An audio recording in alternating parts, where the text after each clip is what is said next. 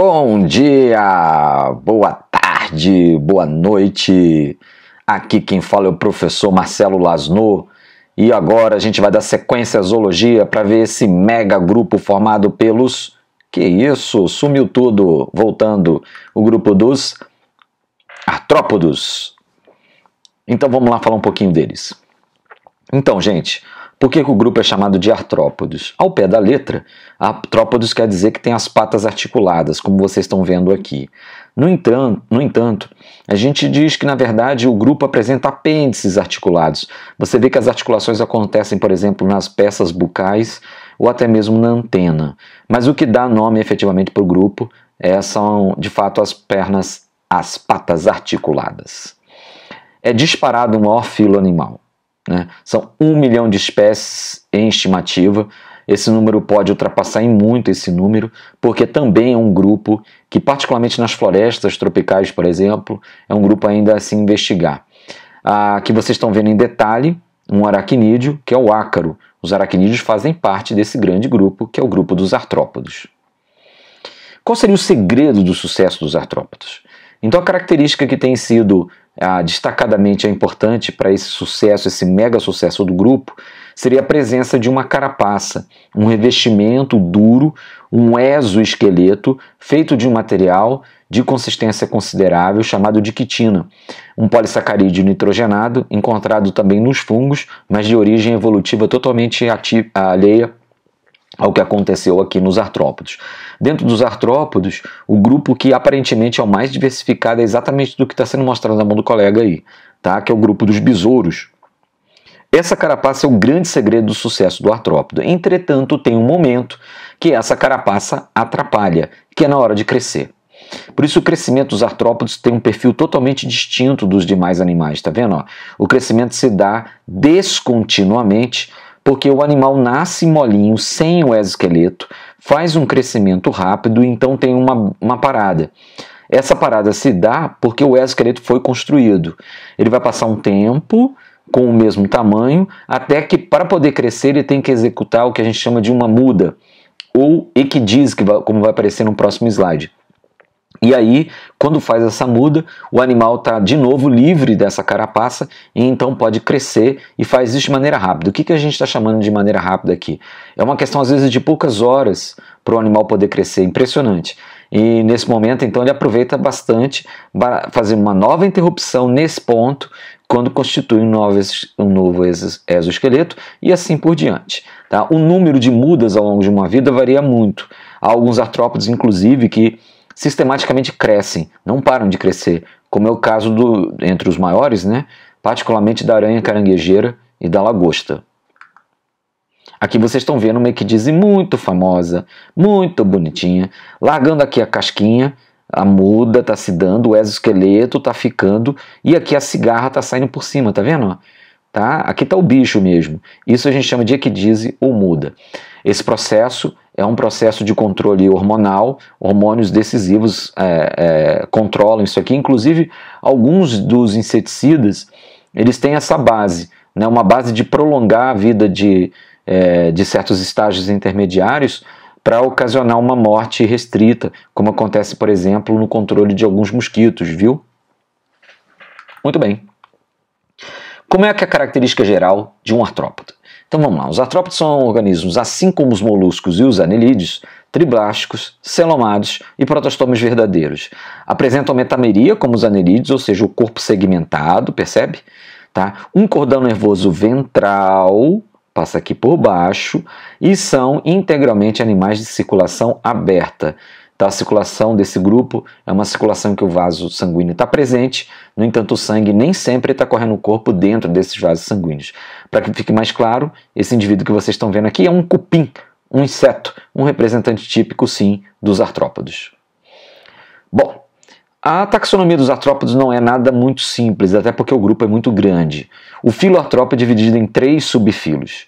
O subfilo crustácea, que são os crustáceos propriamente, o subfilo Chelicerata, cuja classe principal é a classe aracnida, não é a única, mas é a mais importante, e o subfilo Unirrâmio, que se divide em 3 classes, a classe insecta, também chamada de hexápoda, a classe diplópoda e a classe quilópoda.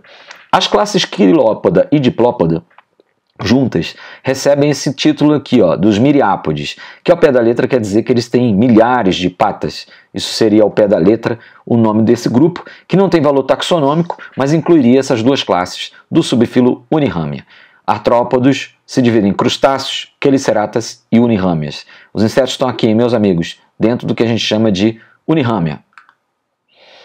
Primeiro grupo que vamos apresentar é exatamente o grupo dos artrópodos, que majoritariamente são aquáticos, os chamados crustáceos. Eles têm esse nome porque a carapaça, além de quitina, tem um material com uma certa consistência, que é um material feito de carbonato de cálcio, uma calcarização, deixa o bicho mais crusta, mais duro, seria essa a ideia. Uma característica muito particular em relação aos outros grupos que o crustáceo tem é o fato dos representantes terem 2 pares de antenas, ou seja, eles são animais tetráceros. Tetra, 4, ceros, antenas, 4 antenas. Normalmente os crustáceos mais típicos eles têm 10 patas. Existem exceções, tá? Mas a maioria sim. E o corpo é dividido em 2 partes. Uma cabeça fundida ao tórax, o chamado cefalotórax, e uma parte outra chamada de abdômen. Que um crustáceo muito diferente, que são as cracas, são diferentes sobretudo por 2 aspectos. Primeiro, porque são crustáceos sésseis, ou seja, fixos, e segundo que são hermafroditas, o que não é muito típico para o grupo dos crustáceos, que costumam ser dioicos. Lembrando que além das lagostas e das cracas, estão ainda nesse grupo o siri, o caranguejo e o camarão. Segundo subfilo Chelicerato, como eu falei para vocês, o representante principal, a classe principal aqui é a classe aracnida. Característica dos aracnídeos, gente, não tem antenas, tem 8 patas e o corpo é dividido em cefalotórax e abdômen, ou seja, tem uma divisão corporal que é semelhante à divisão dos crustáceos. Só que, ao contrário dos crustáceos, tem um par de patas a menos e outra coisa super importante que é a ausência das antenas. Aqui eu botei um aracnídeo que o pessoal costuma confundir. O pessoal tem mania de chamar escorpião de inseto. Gente, escorpião não é inseto, tá? O escorpião é um aracnídeo, segue essas características gerais do grupo, ou seja, não tem antenas, tem 8 patas, tem um corpo dividido em cefalotórax e abdômen. Aqui mais um representante típico da classe aracnida, que são obviamente as aranhas, animais dioicos, tá vendo? Característica aqui é uma fêmea, tá vendo? Tem vagina aqui. Aqui uma coisa outra muito importante, que é a questão das filotraqueias. O sistema respiratório do aracnídeo costuma ser esse, tá? E não está mostrando aqui, mas também a estrutura de... Ah, tá sim, aqui, ó, representado aqui os túbulos de Malpighi, que são estruturas de excreção, que são tubos, na verdade, associados ao intestino do animal, tá? Aqui uma bolsinha, cloaca e ânus, sistema digestório completo, tá vendo? De boca até ânus. A glândula de veneno, vocês percebem que ela está bem aqui na região dianteira do corpo, associada a esse apêndice aqui, a chamada quelícera, tá? Que costuma ser nas aranhas a forma de inoculação de veneno nos organismos com os quais ela se defronta. Aqui a caranguejeira, maior aranha do mundo, e aqui mais um ácaro, tá? Mais um representante dos aracnídeos. Outro representante importante que eu não coloquei aqui, esqueci, pessoal, mas é importante vocês saberem, é o carrapato, tá? O carrapato também é um aracnídeo, ele também segue esse padrão. Essa aranha está muito bonita, dá para ver características básicas do aracnídeo, aqui ó, 4 patas de um lado, 4 patas de outro, portanto é um octópode. A organização do corpo, o cefalotórax, tá vendo? A cabeça fundida ao tórax, essa região é a região do abdômen. Aqui esse par de apêndices são as quelíceras, e esse par de apêndices que está aqui, ó, tá? Que é o mesmo, deixa eu voltar aqui, ó, é o mesmo que aparece aqui nas garras, como as garras do escorpião, viu? A gente chama essa regiãozinha de palpo ou pedipalpo, é o nome dessa estrutura que fica nessa região aqui dianteira do corpo do aracnídeo. Subfilo Unirrhamia, temos 3 classes, quilópoda, um dos miriápodes, vulgarmente chamados de lacraias ou centopeias. Está aqui o bicho, olha só aqui o ferrão, um par de antenas, um animal venenoso, carnívoro, rápido, toma cuidado, hein?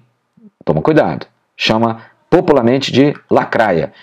Um par de patas por segmento do corpo, de novo uma lacraia em detalhe. Você vê que cada anel do corpo, uma metameria bem nítida, né? Essa divisão do corpo em anéis, e um par de patas por anéis. Olha que massa esse bicho, cara, muito bonito, hein? Mas toma cuidado, hein? Falei. Gente, a outra classe é a classe diplópoda. Diplópoda. popularmente chamados de emboá, gongolô ou piolho de cobra. Tem 2 antenas, o nosso amigo aqui não está mostrando, né? Ele está em posição de proteção, tem 2 antenas, são animais herbívoros, não são venenosos, são muito lentos. Normalmente, quando incomodados, eles fazem adquirem essa postura. Faz parte do repertório dele de defesa, ele faz essa espiralzinha e esconde a cabeça no meio da espiral. Aqui detalhe por que é diplópoda. Se você pegar um anel do corpo, 2 pares de patas, tá percebendo? Bem bonitinho, né? Isso aqui é o piolho de cobra, tá? É o diplópoda. E, gente, para terminar, a grande classe, a classe insecta. Vamos lá, como é caracterizado o inseto. O corpo é dividido em cabeça, tórax e abdômen. 6 patas, 2 antenas. 6 patas, 2 antenas. Cabeça, tórax e abdômen, tá? Isso aqui é o arranjo corporal de um inseto típico.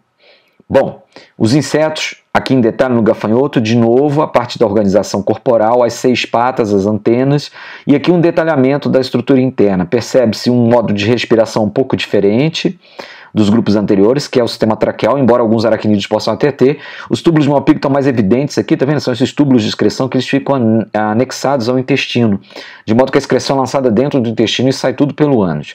Aqui uma fêmea, tá? O animal é dioico, os insetos essencialmente são animais dioicos, e aqui a região do ovário. Os corações múltiplos na região dorsal, enfim.